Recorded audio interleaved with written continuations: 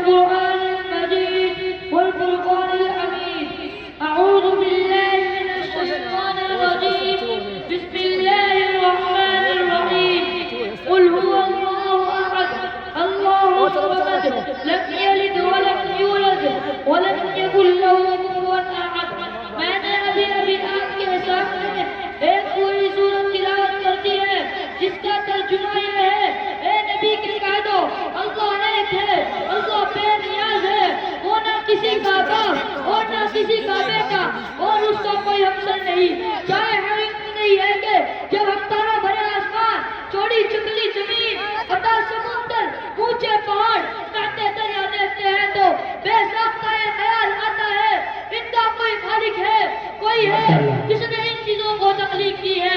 پھر ہم ایک قدم اور آگے بڑھاتے ہیں اور سوچتے ہیں کہ رات آتی ہے، دن رخصت ہو جاتا ہے، صبح ہوتی ہے، شام ہوتی ہے، کائنات کا نظام قدرت کے اصولوں کے مطابق چل رہا ہے. کیسے کوئی خرابی نہیں، شمس و قمر اپنے وقت میں نکلتا ہے اور اپنے وقت میں ڈوب جاتا ہے. تو بے ساختہ یہ کہنا پڑتا ہے اس عظیم کائنات کا کوئی حاکم ہے، کوئی ہے، کسی کے تعاون کی ضرورت نہیں، جو سارے چاند سے بے نیاز ہے، کسی کا احسان مند نہیں، وہ جو چاہتا ہے کرتا ہے، اسے کوئی روکنے والا نہیں. کیونکہ اگر اسے کوئی روکنے والا ہوتا تو اس دنیا کا نظام ہی اچھے ڈھنگ سے نہ چلتا.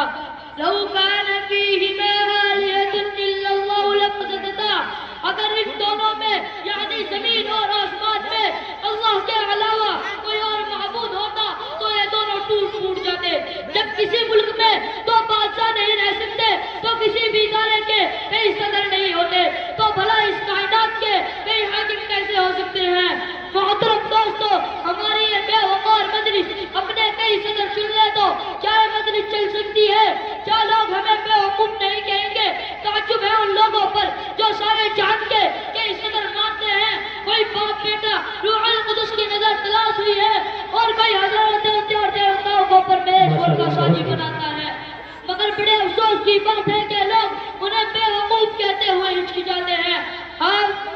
حضرات، ممکن ہے کہ دوران تقریر میں شرابہ دوران تقریر میں مجھ سے کچھ غلطی ہو گئی ہو.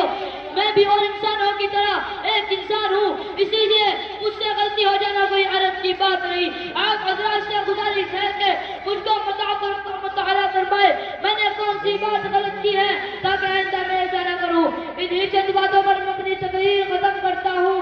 وما توفیق الا باللہ وآخر دعوانا الحمد للہ رب العالمین.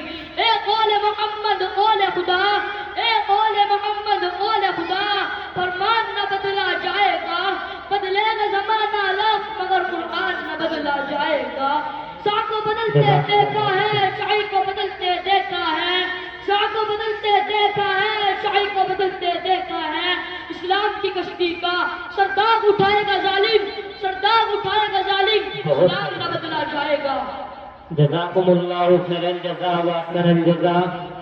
ماشاءاللہ، یہ تھے عزیزم سعدان لقمان جو اپنی بہت ہی اچھی تقریر سے ہم سامعین کو مستفید فرما رہے تھے.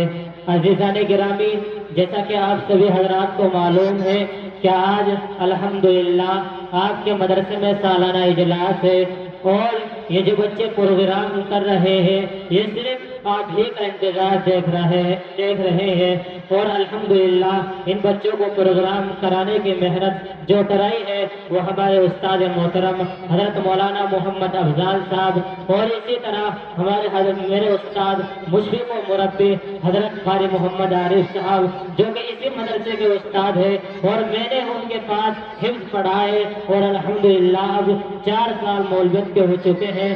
تو اب میں نعت نبی صلی اللہ علیہ وسلم